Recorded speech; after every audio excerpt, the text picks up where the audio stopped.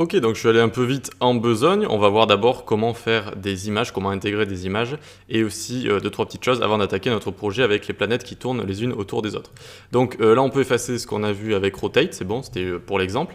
On va donc intégrer une image, on va pouvoir la créer tout en haut. Pour commencer, on doit appeler l'objet image et le mettre dans une variable. Donc var img, donc la variable vous l'appelez comme vous voulez, hein. Si ça fait des fleurs, vous mettez une fleur, etc. etc. Et donc cette var img est égale new image, donc c'est un nouvel objet image. Ok.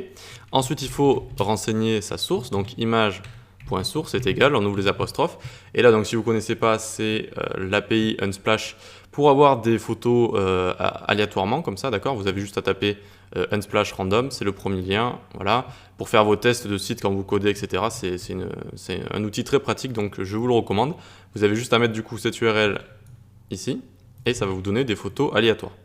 Donc très bien, on a créé notre image, on a sa source.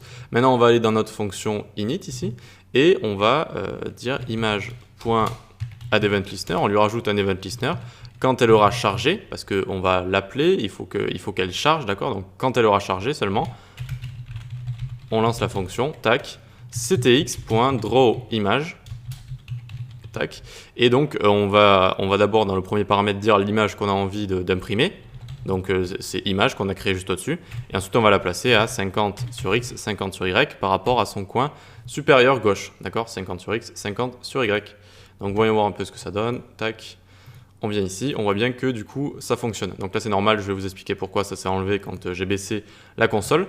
Mais du coup on a bien des images aléatoires depuis notre Unsplash ici. Très bien, ça fonctionne et vous voyez que c'est positionné 50-50 par rapport au coin supérieur gauche. Et donc ici quand on resize en fait, ça va donc directement déclencher notre event listener ici resize, ça va rappeler notre fonction. On rentre ici. Et ça ne va pas pouvoir afficher notre image parce que notre image, elle est affichée seulement après avoir load, après s'être chargée, d'accord. Donc là, regardez, hop, l'image a chargé. Au début, elle a chargé, d'accord. C'est-à-dire que l'URL ici lui a transmis les données de l'image, d'accord. Donc lui a transmis cette image. Donc très bien, elle s'affiche. Par contre, quand je vais resize, elle ne recharge pas. On n'a pas une autre image qui nous est fournie, d'accord. Donc pour garder la même image, tout simplement, vous allez prendre ctx.drawImage ici et vous allez le mettre en dessous. D'accord, tac, nickel. Et donc non seulement quand on va du coup arriver sur le site, on va avoir notre image, mais quand on va resize, notre image va rester. Parce qu'en fait, elle sera gardée en mémoire, elle va charger une fois, elle va s'afficher, et ensuite elle aura chargé, on va dire une fois, elle va rester en mémoire dans le navigateur, et donc on va pouvoir l'afficher tout le temps dès qu'on resize, d'accord, comme ceci.